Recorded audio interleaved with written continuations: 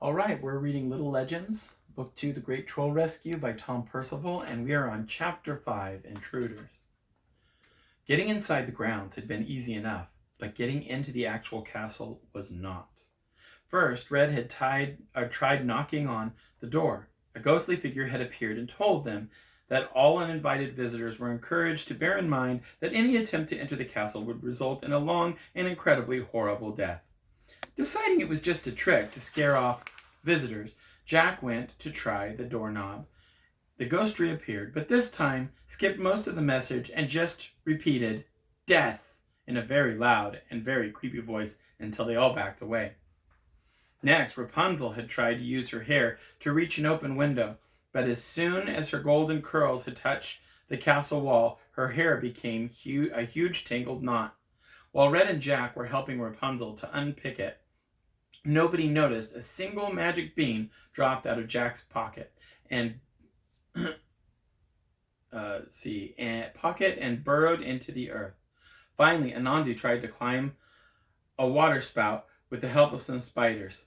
At first, it seemed like it was working, but suddenly a torrent of rainwater gushed down, flushing Anansi and all of his itsy bitsy friends off the wall before soaking into the dry ground and around them. "It's useless," exclaimed Jack as he helped Anansi up. "We're gonna never get in." Betsy pointed a wing into the air behind him and squawked, "What?" Jack, Red, Rapunzel, and Anansi spun around. Thundering up from the now wet earth was a huge curling beanstalk. It twisted as it grew, thick leaves bursting out on either side like rungs on a ladder. "I was saving that," said Jack quietly. "I hardly have any left." "But Jack, that's our way in," exclaimed Red. "Come on up, everyone." Jack stuffed Betsy inside his sweater, and everyone scrambled up the beanstalk with Red at the back. She had just passed a window when she heard a voice that she recognized.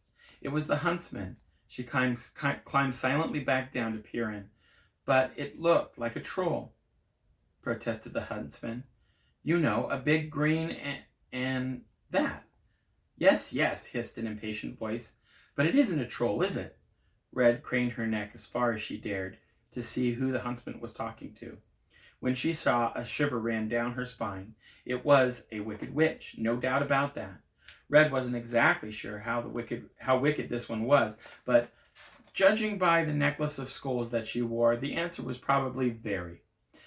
"The enchantment isn't even very strong," continued the witch. "Why, even a magical necklace would be able to break it." A thrill of excitement ran through Red. So there was a cure for Anansi's family. "Do you want me to try and find another troll?" asked the huntsman. "Of course not," exclaimed the witch. "It took you long enough to find this one in the first place. It might not be a real troll, but it looks like one. Finally, my collection of magical creatures is complete. Soon, I will have my own private magical army." The witch cackled for a moment, glaring at the huntsman, until he half-heartedly joined in. "Oh, never mind," she snapped a second later. The moments passed. She turned on her heel and marched out. The huntsman's shoulders slumped, and Red saw him sigh deeply. A sudden movement in the corner of the room caught Red's eye. Darting out behind a tapestry was a girl, a very grubby girl, dressed only in rags. She paused for a second, looking straight at Red, and gestured something that could only mean, "Get out of here." At that exact same moment, the witch burst back into the room. "Intruders!" she screeched.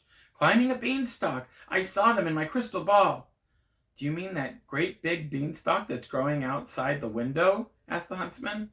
"Of course I do," screeched the witch. "What other beanstalk would it be?" "Yes, ma'am." "Right, ma'am. I'll deal with it." "I wish I could believe you," spat the witch, "but I don't think you could deal with a pack of cards.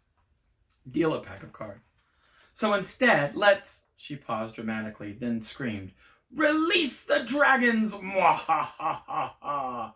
The huntsman's shoulders slumped even farther as he joined in with the witch's evil laughter. Then he went on to do as he was commanded. Red scrambled up the beanstalk as quickly as she could, past thatched roofs, and toward the battlements on the top of the main tower. It was a long climb, and soon she was out of breath. Eventually, she could see her friends above. "What took you so long?" shouted Jack. "Dragons!" gasped Red breathlessly. What? Yelled Jack. Flagons! Flagon of what? There's dragons, repeated Red as she gasped for air. There's a wagon? Replied Jack, sounding confused. Red didn't get the chance to say anything else. There was a ferocious roar, and suddenly Jack, Anansi, Rapunzel, and Betsy were all staring down at a huge dragon with a heavy chain wrapped around one leg. It sniffed the air and then flew straight toward them, sparks flying from its mouth. Red could only cling on to the beanstalk and watch in horror as a huge clawed foot snatched up her friends as if they were a handful of candy.